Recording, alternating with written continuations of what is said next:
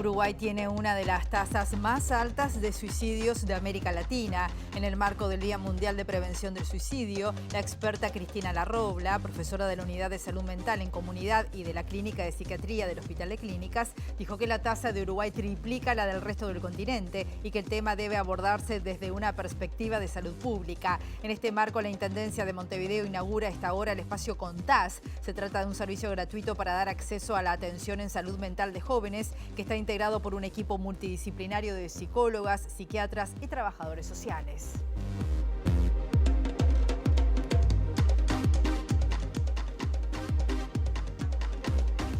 Hola, ¿qué tal? ¿Cómo están? Bienvenidas, bienvenidos a MBD Noticias. Comenzamos con la información desde Montevideo con 21 grados a esta hora, aquí en la capital, en una jornada que va a seguir con el cielo cubierto, nuboso, precipitaciones, tormentas, pero mejorando, ventoso, eso sí, dice Inumet, viento soplando del sector norte, rotando el sector sur, 20 a 40 kilómetros por hora, con rachas que pueden llegar a los 60 kilómetros por hora. Atención, rachas muy fuertes, dice Inumet, asociadas a tormentas. Como siempre, viendo las cámaras. Antes les quiero contar que está vigente una alerta naranja y también una alerta amarilla por tormentas fuertes, lluvias intensas, probabilidad de perturbación atmosférica asociada a masa de aire húmeda, inestable. Todo esto está afectando al país, generando tormentas, algunas puntualmente fuertes. Cabe destacar que en zonas de tormenta se pueden registrar, dice Inumet, lluvias intensas en cortos periodos con caída de granizo, intensa actividad eléctrica, rachas de viento fuertes. Como siempre, vamos a seguir informando nosotros y, por supuesto, que Inumet. Vemos las cámaras ahora sí del Centro de Gestión de Movilidad de la Intendencia de Montevideo, allí la Rambla preciosa. Pero bueno, vamos a contarles que en Grito de Ascencio entre Boulevard Artigas y Julia Guarino Fischer, hasta las 6 de la tarde hay carga y descarga. En Colombes, entre República de Chile y Belsen, hasta las 5 de la tarde hay trabajo de hormigonado. Y en Gaboto, entre Rodó y Guayabos, hasta las 3 de la tarde están trabajando también allí en hormigonado. Vemos otros títulos que se están desarrollando hasta ahora.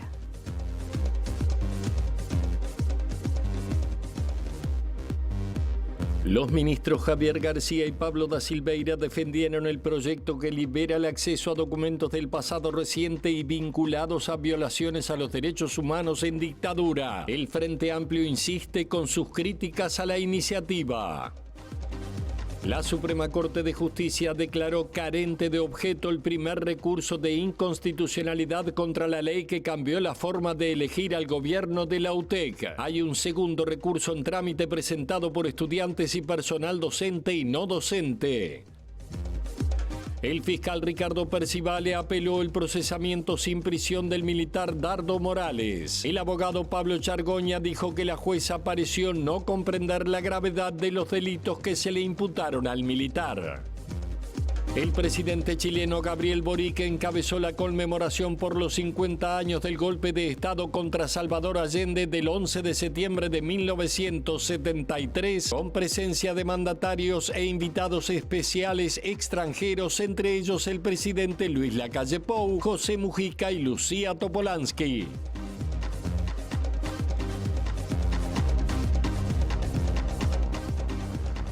50 años del golpe de Estado en Chile y al cumplirse un nuevo aniversario de la muerte de Salvador Allende se realizó la actividad denominada Una Flor para Salvador Allende, donde participaron diversos referentes del Frente Amplio, entre ellos la ex vicecanciller Belela Herrera, quien tuvo un rol muy destacado en la ayuda a personas que eran perseguidas por la dictadura de aquel país. Lo sufrimos todos y ¿qué voy a decir más de lo que se ha dicho acá, no? En este homenaje a Salvador Allende. Un hombre bueno, un hombre querible, un hombre que sacrificó su vida por el pueblo. Y salud, Salvador, porque todo lo que hiciste por eso lo hice. Y ahora con esta música y todo, ensangrentado, toda la música, todo lo que produjo esos años, esos 1000 días de la Unidad Popular, no nos olvidaremos. Con esta música yo creo que está dicho todo. Por su parte, la ex senadora del Frente Amplio, Mónica Xavier, criticó la intervención de Estados Unidos en la región y reclamó que ese país pida perdón por su intromisión en el marco de las dictaduras. Lamentablemente hemos tenido la situación de las pérdidas de nuestras libertades, de nuestros estados de derecho en lo que fueron las dictaduras cívico-militares del Cono Sur, y como también queda claro la intromisión que en esa oportunidad Estados Unidos tuvo en la gestación y en el apoyo económico a todas estas dictaduras. Hoy eso es inocultable y hoy le estamos reclamando a Estados Unidos que pida perdón, que reconozca públicamente el daño que contribuyó a hacer con las tiranías locales. El fiscal especializado en crímenes de lesa humanidad, el doctor Ricardo Percivale, apeló el procesamiento sin prisión mayor al mayor retirado Dardo Ivo Morales por delitos cometidos durante la dictadura militar. En este marco, el abogado Pablo Chargonia, denunciante en la causa, dijo tener expectativas de que el Tribunal de Apelaciones advierta sobre la gravedad de los delitos que se le imputan. En su apelación, Percivale dijo sentir estupor por la decisión de la jueza de Fraiventos, Selva Siri, de procesar sin prisión al militar. Para la fiscal, la jueza no aquilató en debida forma la gravedad de los hechos imputados que refiere a la tortura de expresos políticos en el batallón 9 de esa ciudad. En este sentido, el abogado Pablo Chargonia compartió la preocupación del fiscal. Nos preocupa alguna consideración de este pronunciamiento de la jueza de Fraiventos, que dice, por ejemplo, son delitos graves pero cometidos en un contexto de dictadura militar que no es el actual. Y este pobre concepto, este pobre argumento es el basamento de su decisión de procesar sin prisión. Adopta otras medidas cautelares, pero no la prisión preventiva. Y ocurre que hay un marco legal, esto está regulado por el anterior Código del Proceso Penal de 1980, que impone la prisión preventiva cuando estamos en presencia de delitos graves. Por eso la Fiscalía en este aspecto presentó el recurso de apelación y confiamos que el Tribunal de Apelaciones en lo penal advierta dos cosas. Una, que se impone la prisión preventiva ante delitos graves, y otra, que describa qué cosa es el terrorismo de Estado o los crímenes de lesa humanidad o los crímenes cometidos por el aparato estatal. Morales fue identificado como uno de los responsables de las torturas contra habitantes de la localidad de San Javier en dictadura. Incluso un expediente de la justicia militar lo ubica como uno de los interrogadores del médico Vladimir Roslik, muerto por torturas en 1984. El ministro de Defensa Nacional, Javier García, y el titular de Educación, Pablo da Silveira, defendieron en el Parlamento la creación de un espacio destinado a la organización y conservación de documentos del pasado reciente y vinculados con violaciones a los derechos humanos. El ministro García afirmó que la iniciativa busca que no haya más censuras sobre esta temática.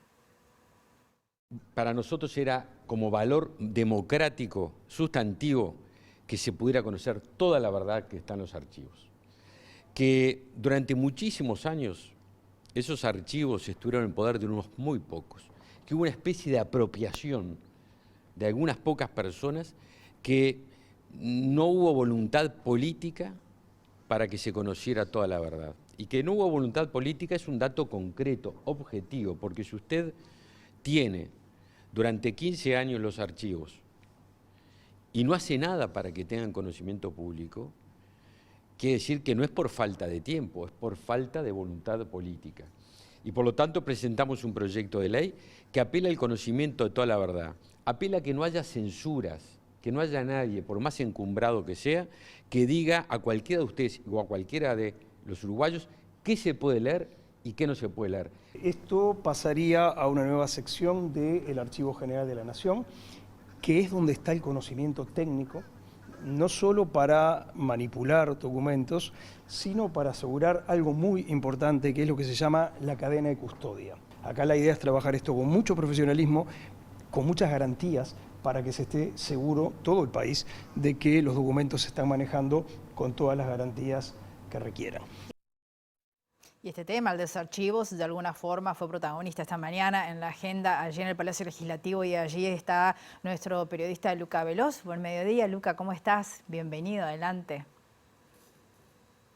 Buen mediodía, Rosina. Como tú lo señalabas, tras la comparecencia de los ministros de Defensa y Educación y Cultura, en la Comisión de Senado de Derechos Humanos y Educación y Cultura fue aprobada por los votos de la coalición de gobierno este proyecto de ley en comisión. Ahora tendrá que pasar al Pleno. Desde la oposición, la senadora Sandra Lasso, le agradecemos por estos minutos. Bueno, ¿cuál es la posición de ustedes? ¿Cómo estuvo la comparecencia de los ministros? Primero, la sorpresa de dar tratamiento exprés a un proyecto de ley que en sus 4 artículos no trae nada nuevo. Nosotros consideramos que hoy contamos con un marco normativo vigente a partir de tanto la Ley de Protección de Datos Personales como la Ley de Acceso a la Información Pública, con los que solamente aplicando eso ya se cumple lo que se pretende expresar en una exposición de motivos que queda realmente desdibujada, esto de abrir públicamente como si tuviéramos la presión de hordas solicitando que quieren conocer determinadas cuestiones. Segundo término, el Frente Amplio planteó su disponibilidad a dar un tratamiento correcto, más allá de lo que dije al comienzo, de dar un tratamiento correcto a un proyecto de ley de tal envergadura desde el punto de vista de lo sensible. Porque allí el ministro utilizaba la palabra, parece que queman estas cosas. Sí queman, ministro.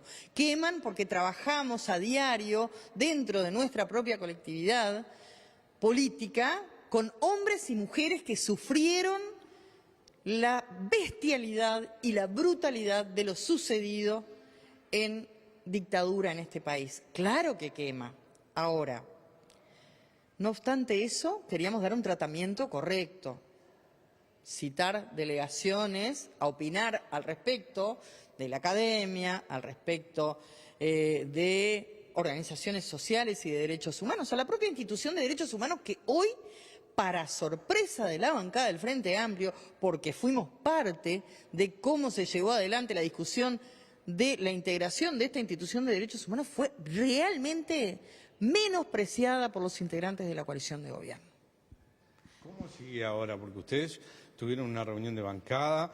Después de esto, ¿van a tomar alguna acción dentro del Parlamento? Nosotros, primero que nada, votamos contrariamente en una votación compleja, porque en realidad, cuando se solicitó que se votara, después se dijo que no porque no tenían los votos suficientes, porque se había retirado uno de los integrantes de la comisión, porque algunos no podían votar, porque esto sí lo votaba la Comisión de Derechos Humanos. Entonces, desesperadamente recurrieron al teléfono para llamar al legislador que se había retirado para que viniera a votar. Primero. Segundo, cuando solicitamos tiempo para dar estudio correcto a este proyecto, se nos dijo que no. Entonces, en esas condiciones, votamos negativamente. Esto pasa al Pleno, allí va a haber debate. Va a haber debate, porque es un tema sensible, porque, reitero, el ministro habla de transparencia y nosotros entendemos que la transparencia está dada por un marco normativo vigente, que, oh casualidad, ese marco normativo se aprobó durante los gobiernos del Frente Amplio, de los que el mismo ministro dice que no se hizo nada en 15 años. Y yo le quiero recordar, porque se lo recordamos en la propia comisión integrada, que entre 1985, cuando retornamos a la democracia, y 2006, ahí, salvo alguna excepción, como lo fue la Comisión para la Paz, lo que teníamos era la ley de caducidad votada durante el periodo de gobierno del doctor Julio María Sanguinetti, que impedía la investigación y que, por suerte, con mucho trabajo, se entendió que había allí algún espacio para que se pudiera, entre otras cosas, entrar a los cuarteles. Eso se hizo durante los gobiernos del Frente Amplio. ¿Sabe qué? Sería muy bueno que se sepa la verdad en manos de quienes tienen la boca cerrada. Y ahí es donde el ministro, en vez de tener tanta exposición pública y salir en todos los medios con esto, fuera allí a saber cuál es la verdad. Muchísimas gracias a la senadora Sandra Lasso. Un tema que seguramente seguirá, va a estar en debate, además un tiempo especial. A 50 años del golpe en Chile, también toda Latinoamérica toca. Muchas gracias, Luca. Otros temas, tras la conmemoración del Día Mundial para la Prevención del Suicidio, este 10 de septiembre, la psicóloga Cristina Larrola, que es integrante de la Clínica Psiquiátrica del Hospital de Clínicas, dijo que en Uruguay el índice de suicidios es el más alto de América Latina, con un 23,2% sobre 100.000 habitantes, siendo que el promedio de los países vecinos es de 9,8%. La media en la región de las Américas es de 9,8, para que ustedes tengan una idea. Para no manejar una tasa internacional, sino algo más cercano, donde nosotros estamos en contexto, ¿sí? 9,8, repito. Nosotros estamos en 23,2, como tú dijiste. Tuvimos 21,6 el año pasado, o sea que los saltos son importantes, ¿no? Son muchísimos los factores a tener en cuenta, ¿sí? Se suicidan mucho más los hombres y el tema cuando se trae en agenda generalmente se trae en relación al suicidio, pero también tenemos que pensar en los intentos. Y en los intentos tenemos la tasa más alta en mujeres. Se invierte, es casi que un espejo con los hombres, y los factores para cualquiera de los dos comportamientos de las conductas suicidas en general, como las entendemos y las comprendemos, son de mucha índole, ¿sí? Tanto económica, social, política, relacional, el tema de las violencias, y un recurso que tiene toda la sociedad, todos los habitantes del Uruguay, no importa en qué departamento se encuentren, es la línea vida de consulta 0800-0767 o asterisco 0767. La Intendencia de Montevideo a esta hora justamente está inaugurando un espacio muy importante que tiene que ver con la atención de jóvenes en esta materia. Allí está nuestro compañero Federico Yurkovich. Buen mediodía, Federico. Adelante, bienvenido.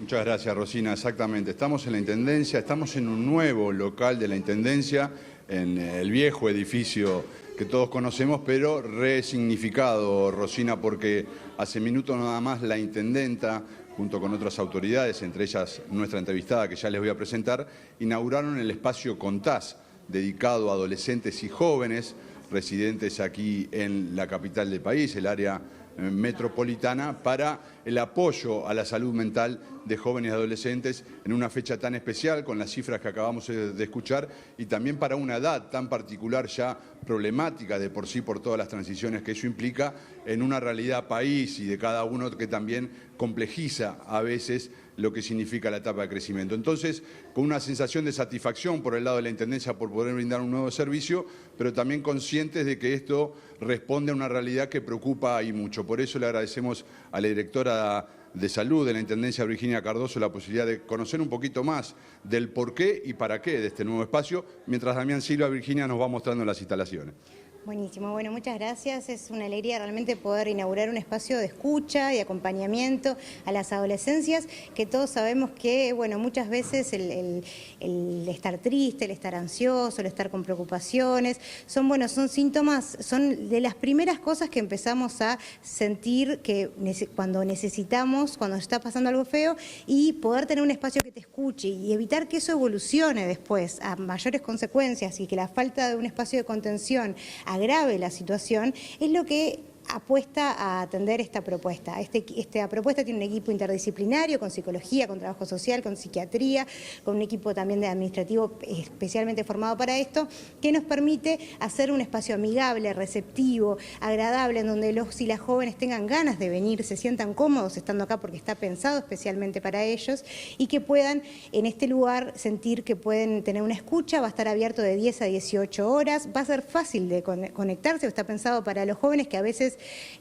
un WhatsApp es más fácil para un joven comunicarse que tener que hacer una llamada por teléfono y agendar, etcétera. Así que simplemente chateando, poniendo chatear al 099-019-500, les va a aparecer las opciones, eligen la opción Contás y ahí ya entran en contacto para iniciar el proceso de agenda, y donde acá el equipo las va a recibir para poder, tener esos encuentros, donde la propuesta es que sea un máximo de 2 encuentros, y que si ese adolescente que se acerca necesita una atención en salud mental por su prestador de salud más crónico, más a largo plazo, bueno, este equipo también va a vincularse con los prestadores de salud para asegurar esa consulta y poder garantizar ese tratamiento más a largo plazo si el equipo evalúa que lo precisa, ¿no? Así que este espacio es abierto, los adolescentes entre 15 y 20 años pueden acercarse o chatear a través del 099-019-500 y empezar a vincularse con este espacio de escucha para las adolescencias. Virginia, obviamente por el trabajo en las policlínicas, en la división en general, tiene un panorama,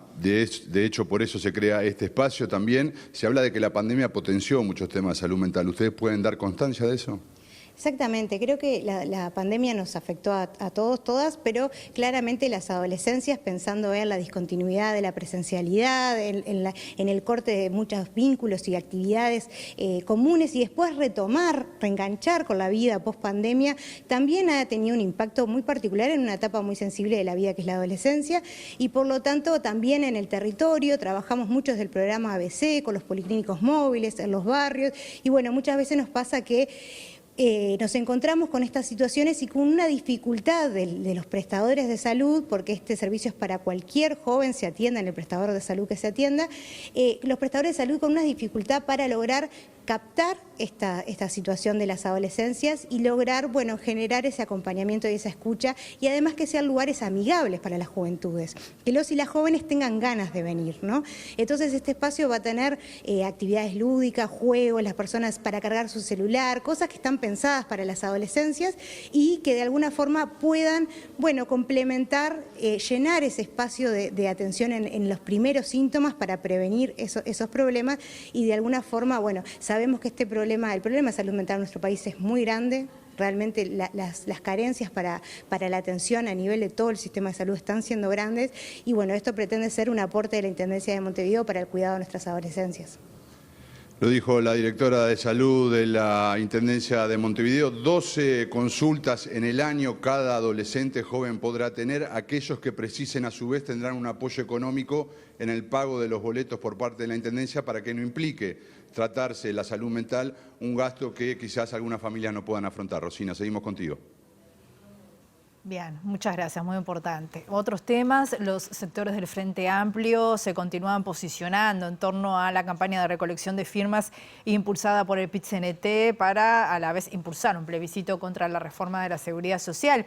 Este fin de semana la vertiente artiguista se manifestó en contra, al tiempo que Casagrande decidió apoyar la iniciativa. Tras su congreso extraordinario, la vertiente artiguista calificó como un error político el plebiscito impulsado por el PIT-CNT contra la reforma de la seguridad social. Dicha opción va a desenfocar el eje de un debate electoral que es central para la futura calidad de vida de nuestra gente, asegura la declaración. La vertiente consideró que el PIT-CNT está en su legítimo derecho de impulsar esta herramienta de democracia directa, pero defendió el camino trazado por el Frente Amplio para lograr una nueva reforma de la seguridad social. Vamos a buscar los consensos necesarios en el Frente Amplio para reafirmar el camino del diálogo social como única herramienta viable para cambiar la reforma aprobada por el gobierno. Además, durante el Congreso, la vertiente definió que el director de OCE, Edgardo Ortuño, renuncia a su cargo en octubre para liderar junto a la senadora Amalia de la Ventura la campaña política del sector de cara a 2024. Por su parte, el sector Casagrande expresó su apoyo a los mecanismos de democracia directa que provienen del movimiento popular y a la campaña de recolección de firmas en el entendido de que la reforma de la seguridad social afecta a toda la ciudadanía. Para Casagrande, la reforma aprobada por el gobierno empeora sustantivamente el actual régimen al ajustar jubilaciones y pensiones de los trabajadores sin tocar los regímenes de privilegio. En este marco, el sector considera necesario profundizar el diálogo con los movimientos sociales para modificar la reforma. Elia Pereira fue reelecta como secretaria general de la Federación Uruguaya de Magisterio. Durante la semana pasada, la FUM realizó elecciones en escuelas urbanas y rurales de todo el país para elegir a su nuevo secretariado ejecutivo para el periodo 2023-2026. Mediante voto secreto, más de 11.500 afiliados y afiliadas participaron de los comicios. Los resultados ratificaron el liderazgo de la lista 27, lo que representó a la vez un respaldo a la conducción de la actual secretaria general general. Tras el conteo de votos quedó establecida la nueva conformación del secretariado. Son 7 miembros para la lista 27, 5 integrantes de la lista 100, 2 de la lista 18 y un miembro de la lista 3. Vamos ahora con otros temas. La Suprema Corte de Justicia declaró carente de objeto el primer recurso de inconstitucionalidad contra la ley que cambió la forma de elegir al gobierno de la Universidad Tecnológica del Uruguay. Hay un segundo recurso en marcha, presentado también por estudiantes y personal docente y no docente. En decisión unánime el pasado 31 de agosto, la Suprema Corte declaró carente de objeto el recurso contra la Ley 20.096 que modificó la gobernanza de la UTEC y resolvió el archivo del expediente. Dicha norma redujo de 7 a 4 los integrantes del Consejo Directivo Central y cambió la forma de elección de sus autoridades, eliminando el cogobierno y estableciendo que sus autoridades sean designadas de forma directa por el Poder Ejecutivo. Este cambio motivó que el espacio 2314, integrado por docentes, estudiantes y personal no docente, planteara la inconstitucionalidad porque la ley se había votado sin las mayorías especiales exigidas. Antes de que la Corte se expidiera, el Poder Ejecutivo envió al Parlamento un segundo proyecto para subsanar el error, lo que derivó en la aprobación de la Ley 20.125. Sin embargo, el espacio 2314 presentó el segundo recurso, que es el que sigue a estudios de la Suprema Corte, bajo dos premisas de inconstitucionalidad. La primera dice que no es la misma ley y que por tanto se violó el artículo 202, inciso 3 de la Constitución, que obliga a convocar a los entes educativos cuando se traten leyes sobre los servicios que brindan, algo que no sucedió. Si el gobierno fundamenta que se trata de la misma ley, entonces estaría violando el artículo 140 de la Constitución, que dice que una misma ley no puede presentarse dos veces en la misma legislatura. Hacemos una pausa muy breve y volvemos enseguida.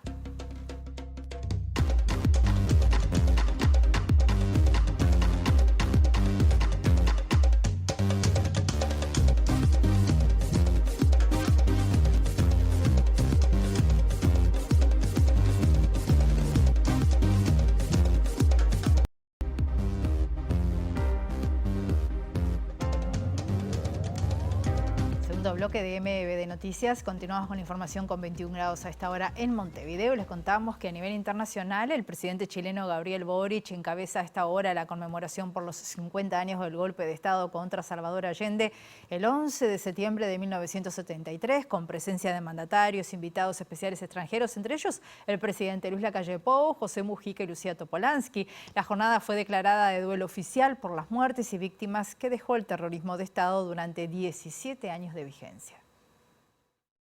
Sobre las 8 horas, Boric recibió a mandatarios e invitados especiales en La Moneda, sede del gobierno, a la que también asistieron representantes de organizaciones de derechos humanos de Chile y la región, como la titular de Abuelas de Plaza de Mayo, Estela de Carlotto. Como la había anticipado al protocolo, el presidente Lacalle Pou no participó de la primera actividad, que consistió en un desayuno con víctimas de la dictadura y una recorrida por lugares emblemáticos de lo sucedido en 1973. El bombardeo al edificio, el asesinato de Allende y el inicio de la dictadura de Augusto Pinochet. El mandatario uruguayo se sumó a los actos en la carpa montada en la Plaza de la Constitución, donde sobre las 11 horas inició la actividad principal con más de 1000 invitados, entre ellos José Mujica y Lucía Topolansky, que ya habían estado en el desayuno y paseo por La Moneda. Otros mandatarios regionales que viajaron a Santiago fueron el boliviano Luis Arce, el colombiano Gustavo Petro y el mexicano Andrés Manuel López Obrador, que el domingo se declaró admirador de Allende en una conferencia de prensa conjunta con Boric. Fuera de la carpa y en los alrededores de la carpa, miles de personas siguieron las actividades reiterando consignas como "El pueblo unido jamás será vencido" y "Nunca más dictadura", que también habían llenado la Plaza de la Constitución la noche anterior durante una multitudinaria marcha de mujeres. Nunca más ideas censuradas, nunca más personas prohibidas, nunca más. Y el ministro de Justicia de Chile, Luis Cordero, reivindicó este domingo, en diálogo con el programa Sin Fronteras, la consigna "Democracia es memoria y futuro" para conmemorar los 50 años del golpe, porque, según destacó, cuando se produce un quiebre institucional, las heridas las paga toda la sociedad, pero las sufre principalmente los sectores más vulnerables.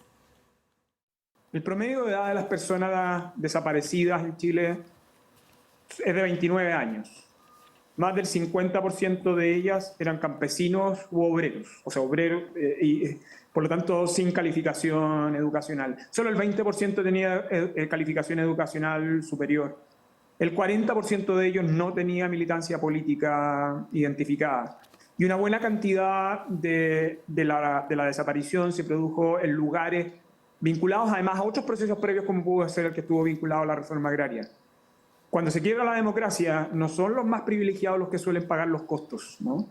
Y esa fragilidad y los costos que tiene el sistema democrático, yo creo que el país lo tiene muy claro. Y por eso el gobierno del presidente Boric encauzó la conmemoración de los 50 años en la idea de que democracia es memoria y futuro. Es memoria porque creo que el principal adversario que enfrentamos en la medida que abordamos el presente es precisamente el olvido, sobre todo cuando está acompañado de eventos socialmente traumáticos como es el quiebre de la democracia.